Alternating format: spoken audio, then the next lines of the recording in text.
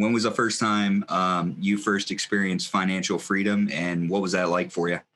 Yeah, I can actually think of two situations. Tim was a part of one of them. But I guess one of the biggest ones was last year. Last year when I was able to walk into my bank, my local bank here in town, and just say, hey, I want to go ahead and pay off all my debt. And the bank teller was like, all of it? Yeah, all of it. And she like asked me that question 3 times. Are you all of it? Like every bit of, yes. I'm gonna go ahead and pay off everything. It's just like, are you sure? I was like, yes. And what was the biggest feeling is whenever I was able to walk out of that bank, knowing I just paid X and X amount of dollars to pay all my debt off. And I sat in my car for a second, and how appreciative I was and how grateful I was. And to understand that where I've been raised, the background that I grew up in, the situations that I faced in my life. And for me to be able to do an act like that there showed me, and not even having to worry, I just paid all that debt off and money was still good. Just like Tim was talking about, money's still coming in. And one of my favorite moments of financial freedom, and I probably talk about it at least a couple of times a month. It was me, Tim, and a buddy of mine, Jordan. We went out to New York. We were supposed to make it an annual thing, but COVID kind of changed it this year. But we went out and caught a baseball game, and we was walking down New York, and Tim said, "That's the place that I get my suits from." He was like, "We should walk in there." And we walk in there. They obviously greet us with glasses of wine and champagne, and we start trying on suits. And man, I'm like, Tim, how much are these suits, man? He's like, doesn't matter. and this guy picks out this suit, and I can't. The guy's name was Aldo, and he was like, Gino. And so he picked out this suit for me, and it was a $3,500 suit. And I went, done my little sales thing, trying to get it down. You don't get stuff down at places like that. And so I bought the suit. And I remember telling Tim, I don't know. And I ended up buying the suit, and he was like, and I got it custom tailored. And he was like, I send it to your room and you can come pick it up. Well, I knew he was going to walk around New York for a little bit. And we went and picked it up, and me and Tim was at a bar, and I said, Tim, what do you want to do? He said, whatever the fuck I want to do. And I was like, what'd you say? He was like, whatever the fuck I want to do. And I was like, what do you mean? He was like, if I want to go do this, if I want to go do that, I can do it. If I want to do it as long as I want, I can do it. And I was like, that's it. That's freedom. So. Yeah. I love that.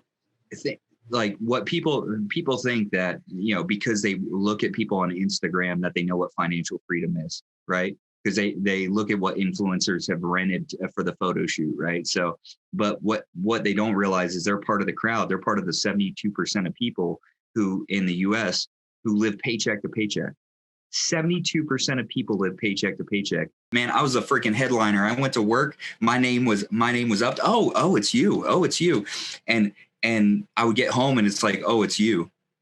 Right. And it's like, it just, that's the way it was. And Gino, I know for yourself, you got to experience some success just in sales early on, but how is today different from the success that you had experienced earlier? Yeah. And Brian, I don't even know if I would even consider, what I've done prior to Symmetry success. I think I was, because especially compared to you guys and everything you guys have accomplished leading up to Symmetry. But I think what I was going through was the journey to success. And it was just equipping myself to get where I am today. But if you ask me, am I good at sales? I'm going to say yes. And it's not for me to be, rude or anything like that. It's just, I'm good at sales. I like people. And I never forget, being in the car business, working, 8 to 8, bail to bail, 6 days a week, your only day off is Sunday. And being there, man, and I was a good salesman. I would close deals after deals after deals after deals. And it got to the point where what I'd done wasn't good enough. it was almost like that, almost like putting water in a rag and just keep squeezing and keep squeezing and keep squeezing and keep squeezing. And that's essentially what I was going through in my sales career. And it just got to the point where I was, like I was saying earlier in one of your beginning questions, it got to the point where I was extremely frustrated with the idea of success that I saw there. I saw, their success was, continue to sell and move up the chain and become a GM. Who wants to be a G? Like, nothing against people who's a GM, but who wants to be a GM of a dealership? Like, I see the lifestyle that you have. You may have a good paycheck that's coming in, but just like you were talking about, you can be a hero at work, but be a complete zero at home. I want wealth. I don't want to be rich. I want to be wealthy, right? When you become rich, you're still attached to something. When I'm wealthy, I can do like we was talking about with Tim when we was in New York. I can do whatever the heck I want to do, whenever I want to do it, how long I want to do it with the people that I love. And, I've done, different things outside of the car business. I've done network marketing. I've done, all kinds of things that was in that realm. And I see the idea of success that these people were talking about, a little bit like Tim was talking about, all the flash, no substance, all flash. Where if something just like that would happen in their life, I do not think they'd be able to build it over again. And then whenever I was able to come to Symmetry, and I take a lot what Jimmy said, Jimmy talking about when I came to Symmetry, I feel like I finally grew up. Same thing, dude. Same thing for me. I remember, coming to Symmetry, and I was 20, so I'm 25. So I was 23 years old. And, I would say I was a kid. I was a kid with a lot of ambition, with a lot of skills, and just needed guidance. It was almost the person I was when I came to Symmetry was pretty much like trying to herd cats. But now I'm able to sit on the shoulders of, Brian Delaney, Tim Pensa, Jimmy Spieldinner, Edward Pridgett. Still, these guys here, I'm able to associate myself with these type of people. And the only thing that I hear, from these individuals are nothing at all about money, but it's everything about impact. It's about how can I become a better person, and I listened to I was listening to a podcast, and this podcast said, be somebody who helps somebody become a somebody. And that's what I want to do. I want to be able to put myself in a position where someone can look at me, not because of the money that I have in my bank account, but because of the impact that I can create. And that's the only thing that I hear about when I come to Symmetry. And now that I've had that, instilled in me, I've become a person that works on personal development.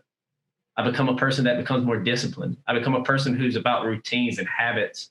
I become a quality individual because I understand that the person that I want to become, I have to constantly, become a better version of myself to achieve that level of quote unquote success. And, and I just appreciate the way you guys lead by example and lead the lifestyle, because you guys aren't just preaching it, you're living it, man.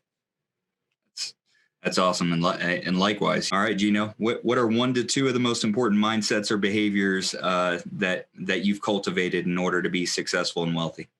Yeah. I think one of the biggest things, Brian, I was listening to a podcast, and every question that you've asked me, I've answered. I listened to a podcast. So I hope people actually are understanding that, continuing to plug into self-development. But I was listening to a podcast with Joe Rogan and Matthew McConaughey. And, Joe asked Matthew, he said, what is something that you can add to your success? What helped you get to where you are today? And everybody knows Matthew, right. All right. Right. And Matthew answered, and he said, I came to a conclusion one day. He said, I looked in the mirror. I looked in the mirror, and who I saw in the mirror was Matthew McConaughey. He said, I saw Matthew McConaughey. And the person in the mirror looked at me and saw Matthew McConaughey. And I realized something. I'm stuck with this person the rest of my life. So I better go ahead and get to know this person and build a tight relationship with this person. So that way, if any hell comes against me, we can tackle it together. So he said what he'd done. He said he looked himself in the mirror and said, all right, Matthew. He said, we're stuck with one another. We might as well become friends with one another. And he said he shook hands with himself and he said, you know what? Let's get this shit done. And so that's one of the biggest things I would say is learn how to build a relationship within yourself. And part after that is continue. And I can't stress this enough, especially if anybody's listening to this that's in the business realm or getting ready to start up a business, or, quote unquote, how do you say it, Brian? Entrepreneur, but they want to be a entrepreneur, however you pronounce it. But, if you want to be something like that, like spend more time building yourself than you build your business. That's what I would recommend. Becoming true to yourself, building an unbreakable relationship with yourself, and continue to set those daily rituals of personal development. Because if you can't grow yourself, you can't lead yourself. So good.